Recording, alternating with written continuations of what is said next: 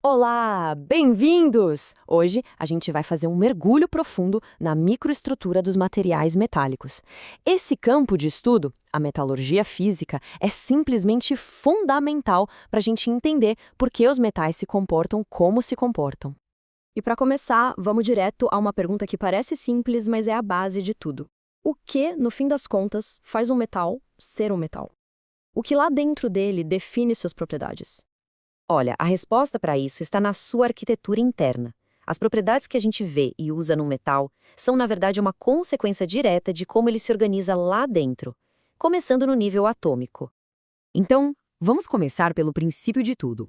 As forças que funcionam como uma verdadeira cola atômica, mantendo a estrutura metálica inteira coeva. Essa força tem um nome, é a ligação metálica. Para visualizar, imagine uma rede de íons positivos, que são os átomos que perderam seus elétrons de valência, mergulhada numa espécie de mar ou nuvem desses elétrons, que agora estão livres. Eles não pertencem a um átomo específico, eles são de todo mundo, compartilhados por toda a rede. E aqui está o pulo do gato. Em outros tipos de ligação, como a iônica ou a covalente, os elétrons estão presos, ou transferidos para um átomo ou compartilhados entre dois. Já na ligação metálica, essa nuvem de elétrons tem uma mobilidade impressionante. É justamente essa liberdade de movimento que explica por que os metais são condutores tão fantásticos de eletricidade e de calor. Ok, já entendemos a cola. Agora, vamos subir um degrau na nossa análise e ver como esses átomos ligados se organizam em estruturas maiores. E essa organização não é de qualquer jeito, não. Muito pelo contrário. Os átomos se arrumam em padrões tridimensionais que se repetem de forma muito ordenada pelo espaço, formando o que a gente chama de redes cristalinas. A menor pecinha que se repete para formar essa rede é a célula unitária. Uma das células unitárias mais comuns é a cúbica de corpo centrado, ou CCC. A estrutura é exatamente o que o nome diz: um átomo em cada vértice do cubo e um átomo bem no centro dele. Metais como o ferro, em temperatura ambiente, o cromo e o molibdênio se organizam assim. Outra estrutura fundamental é a cúbica de face centrada, a CFC. A lógica é parecida, átomos nos vértices, mas agora também temos um átomo no centro de cada uma das 6 faces do cubo. Essa organização é mais compacta, mais densa que a CCC, e é a que a gente encontra em metais como alumínio, cobre e ouro. E para fechar o trio das estruturas mais importantes, temos a hexagonal compacta, ou HC. Ela é tão densamente empacotada quanto a CFC, mas a geometria dela é diferente, é hexagonal. É a estrutura preferida de metais como magnésio, titânio e zinco. Agora a gente entra num conceito que é simplesmente fascinante e até um pouco contraintuitivo: as imperfeições no cristal. A gente vai ver como os pequenos defeitos nessa ordem perfeita são, na verdade, os grandes responsáveis por uma das propriedades mais úteis dos metais, a sua capacidade de se deformar sem quebrar. Pensem nisso por um instante. E se a perfeição fosse, na verdade, uma fraqueza? Um cristal atomicamente perfeito seria, em teoria, extremamente resistente. Mas, no mundo real, ele seria muito frágil. E é esse paradoxo que nos mostra por que os defeitos são tão importantes. Esses defeitos cristalinos são classificados pela sua dimensão.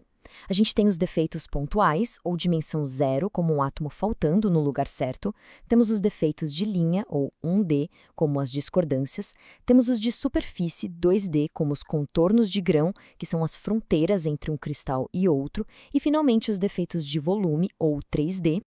De todos esses defeitos, o nosso foco principal tem que ser o defeito linear, a discordância. Pense nela como um desalinhamento na rede, como se um semiplano de átomos tivesse sido inserido ali no meio. É essa imperfeição que governa todo o mecanismo de deformação plástica dos metais. E como isso funciona? Bem, quando uma tensão é aplicada, as ligações atômicas não se quebram todas de uma vez só em um plano inteiro. Isso exigiria uma força enorme. Em vez disso, a linha da discordância se move através da rede, um passo de cada vez. É como empurrar uma ruga em um tapete. Você não arrasta o tapete inteiro, só desliza a ruga. Esse processo exige muito menos força e é exatamente o que dá aos metais sua maleabilidade e ductilidade. É crucial entender também que essas estruturas cristalinas não são estáticas. Elas podem mudar, se transformar. Em outras palavras, elas podem alterar completamente a sua arquitetura, dependendo da temperatura e da pressão. O ferro puro é o exemplo clássico disso. Quando ele sai do estado líquido e se solidifica, lá a 1539 graus Celsius, ele assume uma estrutura CCC, o ferro delta. Conforme vai esfriando perto de 1410 graus Celsius, os átomos se rearranjam para a estrutura mais densa, a CFC, que é o ferro gama. E se esfriar ainda mais, abaixo de 910 graus, ele volta para a estrutura CCC, que é o ferro alfa. São essas transformações que formam a base de todos os tratamentos térmicos que a gente faz nos aços para manipular suas propriedades. Então, para a gente resumir, a microestrutura é quem manda nas propriedades. A ligação metálica define a condutividade. As redes cristalinas dão a resistência e a rigidez. As imperfeições, em especial as discordâncias, são o que permite a deformação plástica. E as transformações de fase nos dão o poder de customizar tudo isso. E isso tudo nos leva a uma reflexão final. A capacidade de projetar e controlar a microestrutura, desde o nível do átomo até o macroscópico, é a essência da ciência e da engenharia de materiais. A pergunta que fica no ar é: à medida que dominamos esses princípios, qual será a próxima geração de materiais avançados que seremos capazes de criar?